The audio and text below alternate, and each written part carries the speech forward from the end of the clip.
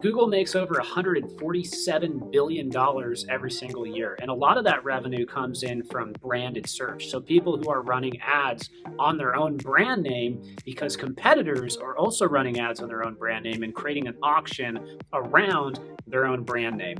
Hi everybody, I'm John Lincoln with Ignite Visibility. I've run millions of dollars in branded search. There's a lot of questions on whether or not it's something you should be doing or something you shouldn't be doing. And in this short video, I'm going to give you a clear answer on it. Let's go ahead and dive into it. Before you get started, make sure to click the notification bell and make sure to subscribe so that you can get more videos like this in the future. Okay, so bottom line, if other people are bidding on your brand name, then you should be too. Especially if you have a big brand name and you're doing other advertising to grow the size of the brand, such as TV, radio, or you're running upper funnel ads. In that case, you're growing the inventory for your branded search, and thus you're making it so that there's more opportunity to get conversions from people who are Googling and doing searches around your brand name, whether it be in Google or any other platform out there as well. The big discussion is when there's people who have never heard of your brand before, and then there's people who are searching for your brand, should you be spending more money on your branded search, or should you be spending more money on your non-branded search so that you can get people who have never heard of your brand before? Before I answer that question, let me give you a little bit more info. You need to know about something called absolute top impression share. Here's what that is. So search absolute top impression share, abbreviated as impression share, is the impressions you've received in the absolute top location of the search results. So this is the very first ad above the organic search results divided by the estimated number of impressions you were eligible to receive in the absolute top location. So as an example, if there's 50 of an ad's 200 impressions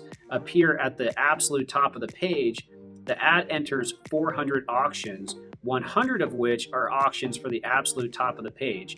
Absolute impression share is the percent of 50 divided by 100, which is 50%. So this auction is going on consistently. There's only a certain number of impressions that you can get for that first result that's delivered for the brand name, and you want to decide what percentage of that absolute top impression share you want to have so that another competitor doesn't sneak in there. That's really important. This is a metric you're going to be looking at pretty consistently if you're running a lot in branded search. Okay, let's get a little bit more tactical. First thing is you need to go after anybody using your brand name out there, and you need to shut it down. So you can do things like a cease and desist, and you can also let Google know that you own this trademark, and they will make it so that they can't run ads. Another thing, if you have affiliates that you've allowed to advertise on your brand and use your brand name, you might want to think about that. Because what happens is a lot of times affiliates or third-party aggregator sites will make a lot of money off of running ads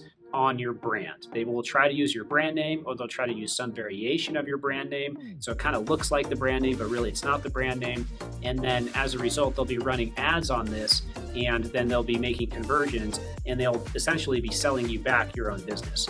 What happens is it makes it so that the costs just continue to rise and rise and rise for the branded search, and you are spending a lot of money to advertise on your own brand name. When other people are also doing the same thing, the auction just gets more and more competitive and more expensive for everybody.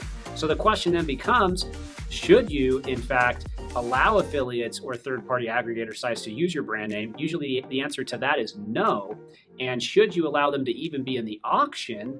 And in a lot of cases, you can't stop them from being in the auction. They can be in the auction, they can bid on some things around the brand name or variations of the brand name, but they can only do so to serve ads without the brand name. Bottom line, it's a really good idea to look at all the people who are competing in the branded space of your auction and then systematically go through each one and try to eliminate as many as possible. And if you're going to leave some people in because they are affiliates for you or they send you business, make sure that the cost-benefit analysis checks out. Bottom line, definitely run the ads in the branded search. Don't let anybody use your brand name. Watch out for affiliates and make sure that it's worth it. Try to come up with a metric for absolute top impression share that you're comfortable with, and keep an eye on how your branded search develops in all the different platforms out there, not just Google, but also Amazon, Facebook, Bing, and all the other places where you could potentially be running ads on your own brand.